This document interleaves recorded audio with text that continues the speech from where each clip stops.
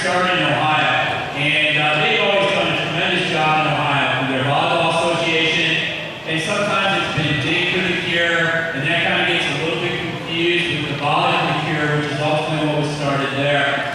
Illinois picked it back up about 5 years ago, and we went toward that, and we embraced it. We started with a different school for the first time, and it went pretty well, not as great as we wanted to, but then ultimately we found a partner for the last 4 years.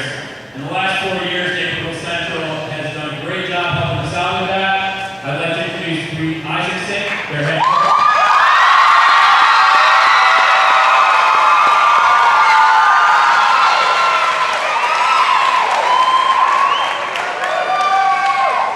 As we've gone these first 3 years, we have been incredibly close just through this in raising almost $100,000. Tonight, we'll put us well over that.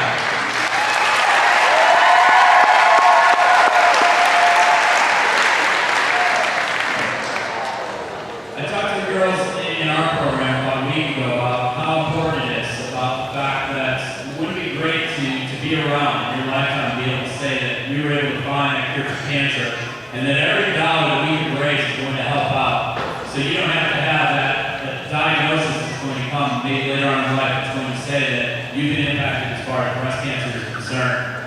Every one of the varsity girls tonight is playing on behalf of someone that's touched their lives that unfortunately has been touched by cancer also. So our announcers are going to go ahead and introduce them one by one, alternating Naperville Central and Big Warrenville South. Because even though it's a contest, varsity match, we're still united about the cause. And the cause is the unifying factor. We'll talk a little bit at the end about how close we are as far as money raised tonight. But right now, it's about the event, and I'm going to come back and introduce some of our guests of honor.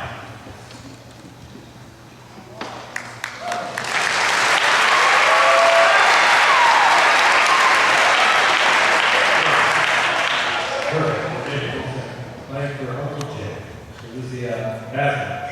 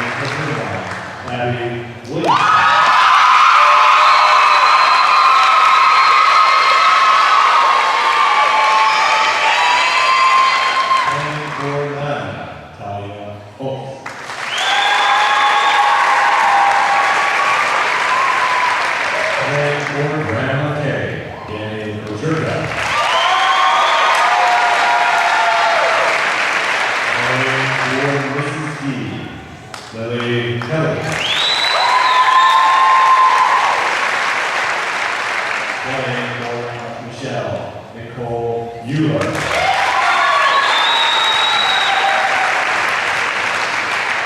Playing for Linda W., Kathy Muma.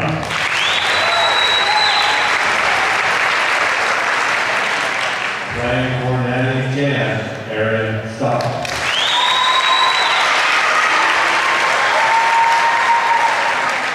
Playing for Grandma W., Zoe Weber.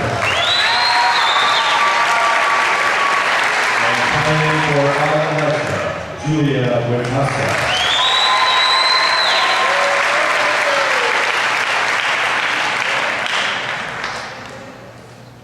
These are a lot of the stars tonight.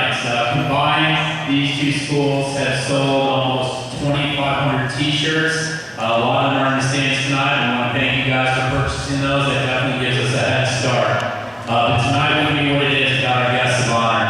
I'd like to go ahead and introduce our guests of honor right now that have volunteered their time to come and help us as far as tonight is concerned and deliver their personal message about how important events like this actually are. I'd like to introduce Wendy Granger.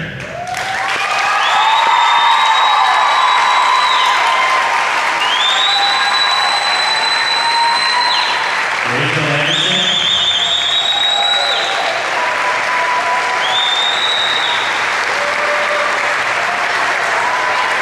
Adam Pike.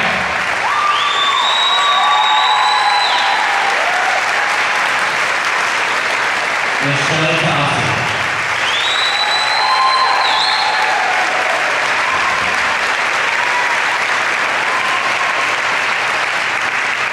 Our first speaker tonight is going to be Wendy Granger, and I'm going to tell you right now, this woman has done a tremendous job. Most of the organization has been helped out a lot by a lot of our parents, but she has really spearheaded this effort. She's taken a lot off my plate, which has been great. Wendy, thank you so much for helping out.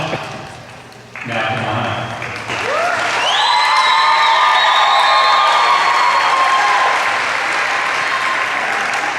I don't know how to talk to one of these, so I hope I don't screw up too much. I wrote everything down because I've been doing a lot of this volume, and I know I would forget because I only have 2 functioning brain cells, so bear with me. First, I just have to say, wow, this has been an awe-inspiring experience for me, and that's mostly because of these young ladies standing here on this board, the members of the freshman and sophomore teams too. The effort they have put into this tonight and the sacrifices they have made to make this all happen have made me realize even more how hard we all have to fight to beat this disease. Let's hear it for these girls.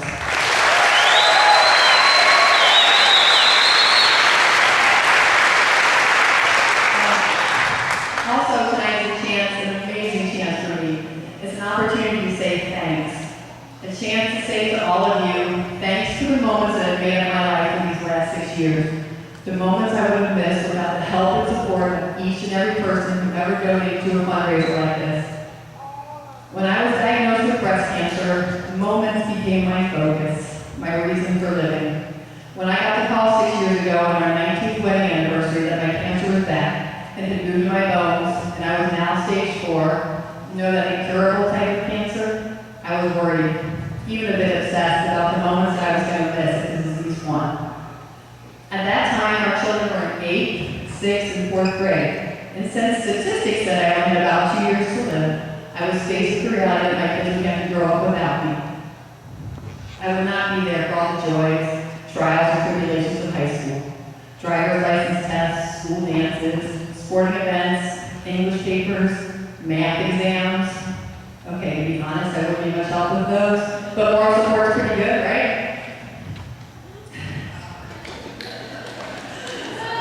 For a while, after my diagnosis, I was a bit hopeless, so that quickly changed. I was asked to be a part of a clinical trial that was funded in part by events just like this one through a grant from the Coleman Foundation. I joined that trial. So because of donations like the ones you have all made tonight, lots of prayers, and the grace of God, I've gotten to be a part of so many of those moments I was sure I would miss. My daughter Hannah, who was in 8th grade at the time of my diagnosis, graduated from South, and is now living her dream playing college softball at the University of Minnesota.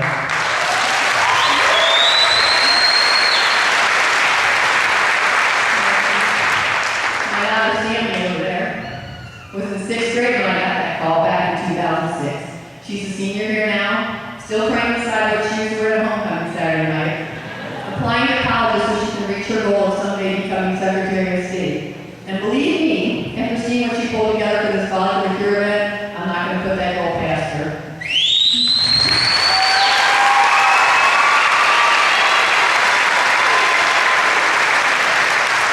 My son Connor, who was just 10 way back then, is now a sophomore. He's going to be taking that driver's license test next week.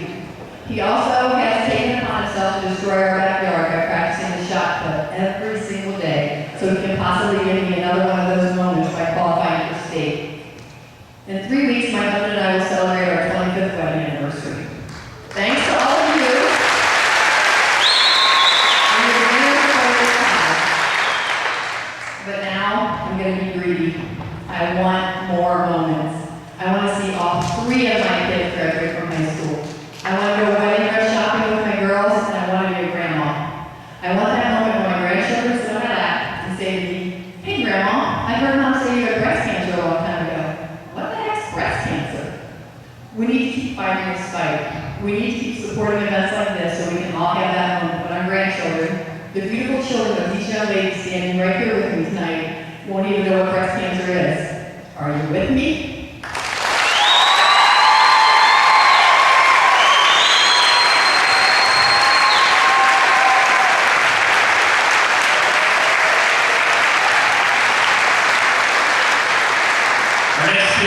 Comes to us from Jefferson School. She works here in the district. Sent me an email in response to something that I sent out district-wide. Just kind of telling a little bit about her story. And I said, you know what? I think it would be better suited if you told your story. It would only get the justice that it needs. And I want to thank Rachel for coming and giving us that story.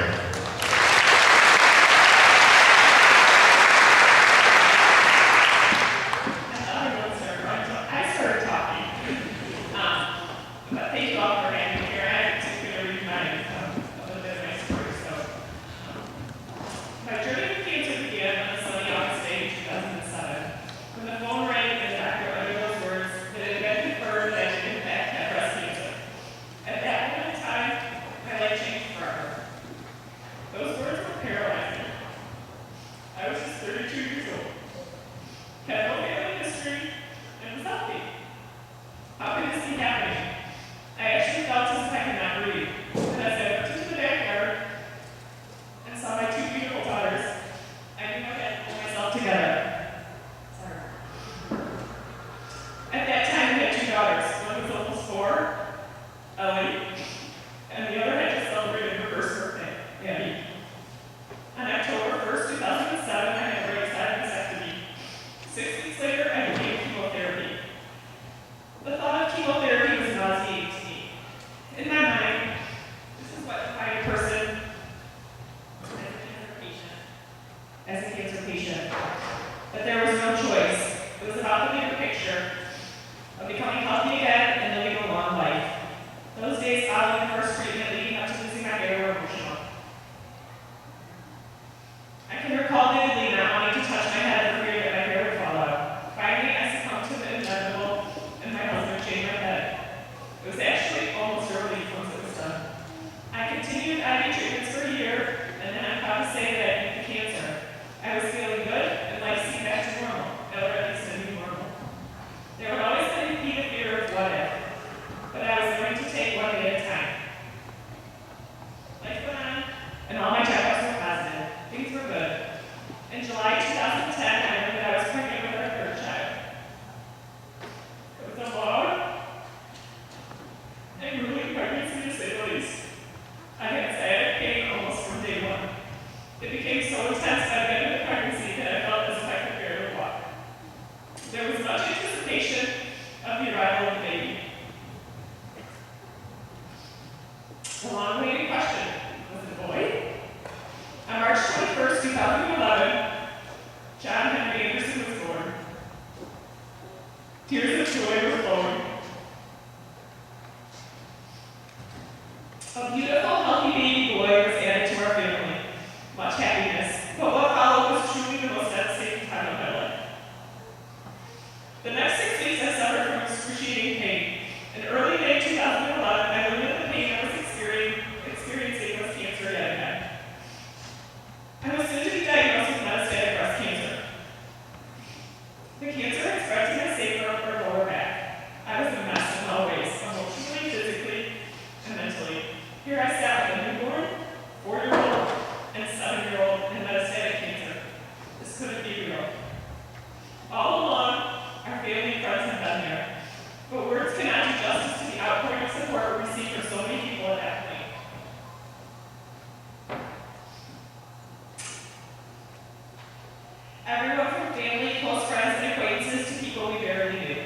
It was at that moment that I knew I would not walk this road alone.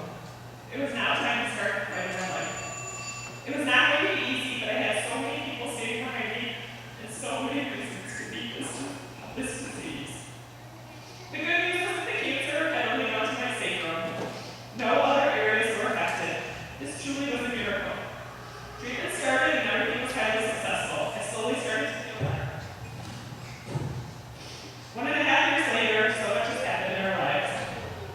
But I am proud to say that I am strong and getting stronger every day. I continue to receive IV treatments every 3 weeks on Monday mornings before I go out to work. It's a difficult reminder that cancer is a part of who I am. But I'm learning to accept this as part of my life, and I will not let it defeat me. I'm forever grateful for all the amazing research that has been done and continues to be done to cure breast cancer. I want to thank my family and friends from the bottom of my heart.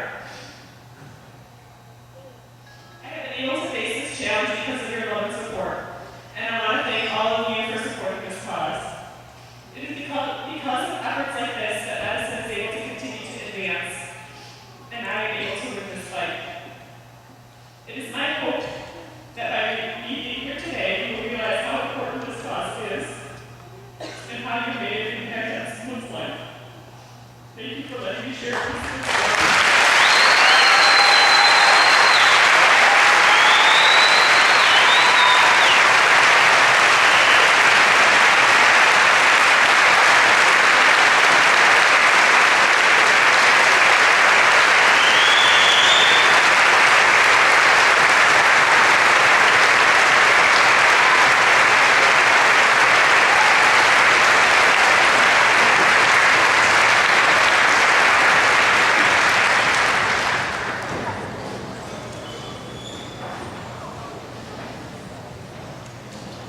All right, our next guest of honor is someone that's been around the halls of Marble South for a long time. Personally, he's been connected to the volleyball program, it seems, for even longer.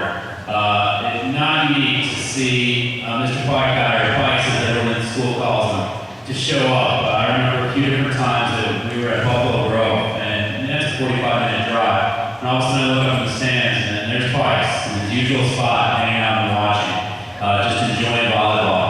Picked up the same thing as far as the girls' side is concerned. Took a little bit of a break. He wasn't able to make a lot of matches last spring, but he was always in our hearts with that. Came back toward the end of the year, was able to catch a few more matches. Now he's getting a little bit stronger, catching a few more matches. Approached me about speaking tonight, I said absolutely. It is about breast cancer, but it's about cancer in general. I know personally we've been touched by a couple different times in our family with that, and so we're opening up to that too also. Adam Pike.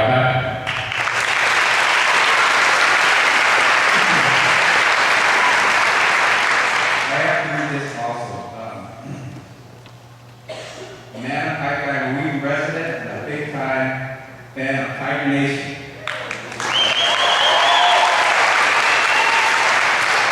I'm also, along with other people here today, a cancer survivor in progress. I'm here today to commend coaches Schreier and Isaacson, their players and coaches, South School administrators, Mr. Claypool, Ms. Campbell, Mr. Healy, school staff, parents, and volunteers from both high schools for their efforts in organizing and implementing today's Volley for the Cure fundraising event to help defeat cancer, especially breast cancer. I would also like to use this opportunity to commend all student athletes, fine art performers, and extracurricular participants who represent their school outside of their classroom. When you represent your school outside of your classroom, I believe you're making a contribution to your school community. When you involve yourself in an event like today, I believe you are not only making a contribution to the Tiger and Red Hawk Nation, but also the cancer survivor community. As one of several cancer survivors attending today's event, I attribute our ability to survive to your fundraising efforts for supporting research and development of treatment interventions we have received and continue to receive today. In fact, in the past couple of weeks, recent research indicates that breast cancer and treatment interventions are not tied to a woman's genetics. Think about that amazing concept, the use of DNA testing for disease prevention. For today's purpose, I'm going to provide you a short chronology of different types of treatments that I've received and currently receive. And of course, without your fundraising help, without research, I would never have gone through all these different types of treatments. I've been involved in traditional procedures such as surgery and new treatment strategies like chemo pills. My oncologist shared with me that some types of chemo pills were not part of the treatment strategy available to cancer patients as recently as 5 years ago. So within this 5 years of your efforts, you made it all these gains, and I get the chance to keep and survive. I was first diagnosed with kidney cancer in May 2007. In June 2007, I had a major surgery to remove my right kidney that had a malignant tumor that was attached to it. The kidney cancer tumor was classified as type 3, which is considered to be an aggressive type of cancer that is likely to reoccur. 2 years later, May 2009, I had another major surgery to remove cancer nodules that appeared in the wall of my back. Both major surgeries took at least several months for me to recoup, but I could return to day-to-day activities. The following year, June 2010, I had a less invasive surgery called cryoablation. It is a new treatment procedure where a probe was inserted through my back to freeze and destroy free cancer nodules that resurfaced in the general area where my kidney cancer was first diagnosed. This procedure took less time for me to recoup and return to work. In April 2011, I had another cryoablation surgery to again destroy cancer nodules that reoccurred in the same general area. Last spring, March 2012, I became ill and was diagnosed with metastatic kidney cancer and cancer nodules in my lung and liver. My current course of treatment is now chemo pills. These pills are targeted therapy that work to interfere with the ability of the cancer cells to grow, divide, repair, or communicate with other cells. Problem with these pills are that they have many side effects. All of our side effects that I have in common: nausea, vomiting, night sweats, diarrhea, dehydration, altered taste buds, hand and feet syndrome resulting in swelling, redness, and blisters, increased hypertension level, extreme fatigue, and orthostatic hypertension. My blood pressure dropped so low that it affected my balance and mobility. My side effects were debilitating at first, but recently improved because I've had chemo doses reduced twice, and I've had my blood pressure medication altered.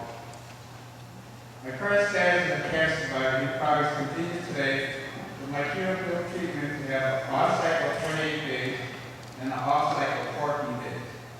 These cycles will continue for several months, maybe even years, until I have CT scans that indicate my cancer nodules are under control or in remission. My previous CAT scan in July indicated that the nodules had stopped growing in size and had not increased in number. My next CT scan will be in the middle of October. Hopefully I will keep improving and the cancer nodules spring towards remission. But I appreciate your prayers for continued good news and improved health, along with prayers from my primary support system, my wife, son, daughter, and son-in-law. I would like to close with a heartfelt thank you to all of you that contributed to this fundraising event. As cancer survivors, we appreciate your donation because it personally affects us regarding research and development of every treatment intervention we have received and continue to receive. You've helped us continue to fight the good fight because of your generosity. Again, I would like to thank every student who has made a contribution to their school outside of their class. I believe when you participate in the extracurricular activities, athletic and fine arts performances, you're making a positive contribution to your school community. You're not a passive person, but an active participant. You're not just sitting in the stand or being another person in the crowd. When you're involved in your school and your community. On days when I'm healthy and strong enough, I make every effort to attend as many events a week in Royal South High School as I can, so I can honor, I really mean it, I can honor each and every one of them. for being an active participant, making a significant contribution to we Morris South outside of the country. To every student who is here today, it's not about wins or losses, but great performances. It's about being a proud representative of your respective schools, making a contribution to your school and community. Thank you. God bless you. Please continue to passionately make a contribution for the greater good of your school, your community, and mankind. And one last thought. Go Bears.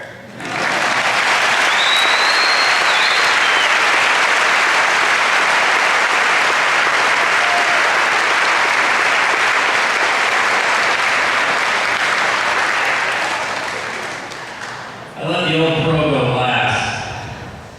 Shelly Thompson has been a part of this school and a part of this volleyball staff. When I first took over as the varsity coach, she was the JV coach. And decided that she didn't want to coach volleyball anymore, but has kept in touch with the program and continues to follow and always comes in, hey, how are the girls doing? With that being said, a few years ago, she was diagnosed with breast cancer, and she's here to talk a little bit about that, a little bit about life lessons if I know Shelly.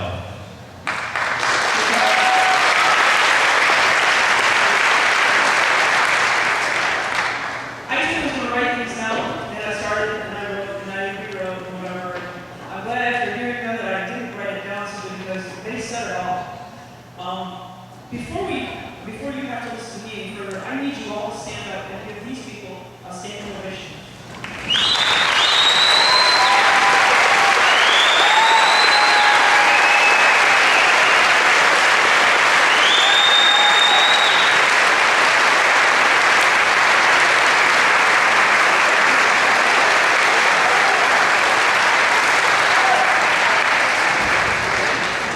Thank you. I say that as most of you are connected to female teenage athletes, and you know how hard it is to get them to coordinate on anything.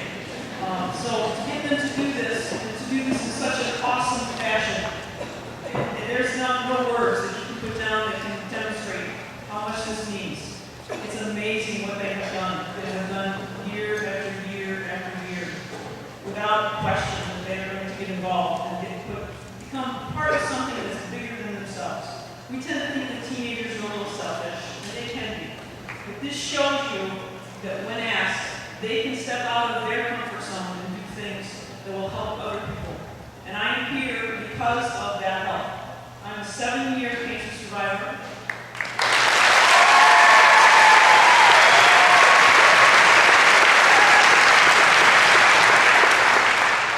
Hey, you don't have to applaud for that. I feel lucky. I am one lucky person. As much as this is heart-wrenching, and cancer is heart-wrenching, this is a celebration. Because as a few years back, as 15 years ago, a cancer diagnosis would have been a death sentence. And I am here to say it's not a death sentence. It has changed my life. It's part of my life. But it does not define my life. It's only a little blip in the road as far as I'm concerned. My goal is still to be a 90-year-old cancer survivor of 45 years, and that's where I want to be, and I would love to be back here when I'm 90, hanging onto the microphone and saying thank you. So that's my goal.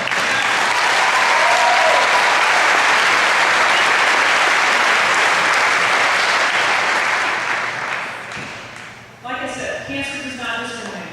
It doesn't care who you are. It doesn't care what your goals might be. Cancer just happens. Cancer occurs. Sometimes nothing you can do to prevent it. But fortunately, through programs like this, we are attempting to find ways we can prevent cancer. Find ways that we can catch it early so that there will be more and more people in my group, the survivor group. That's where I want to see everybody who's been touched by cancer be in the survivor group. I want more of us. I want us to be able to just fill stands with cancer survivors. I know that you're waiting for a volleyball game. I can't wait to see these guys play. I have one more thing that I want to leave you with. Please, take nothing for granted. Parents, when your kids get home tonight, give them a hug. Kids, when they give you that hug, give it right back to them. Don't take it for granted. How much they love you or how much they care. Give them that hug and make sure they know how much you care and how much you mean to them. Don't take it for granted that you get that chance tomorrow or next week. Do it today, and then do it again tomorrow, and the day after that. Take nothing for granted. Thanks for listening.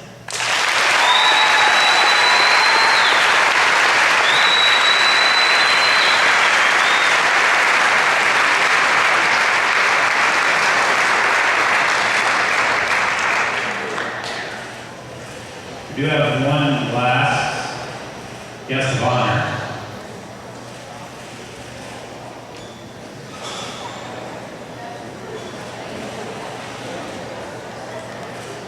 Ultimately, one of the things that these girls did a tremendous job of, as far as our program is concerned, our captain set a pretty tough goal. 25 t-shirts per girl. Hand in hand, they went and did it. They were able to match that goal. It was a very impressive turnout for that. Naperville Central College students sold shirts too with that. But then Sandy Granger went on above and beyond. We already talked about Wendy and how much she has done to spearhead this, and she made mention of Sandy, but I was going to wait till now. Sandy took it upon herself, and about 2 or 3 weeks ago, went to Sears and made a pitch to the higher-ups there about sponsorship of the evening. She didn't know how it was going to go. She had to make her first business proposal. Here she is, a senior in high school. A lot of other things going on. So she went, they listened, they answered, and ultimately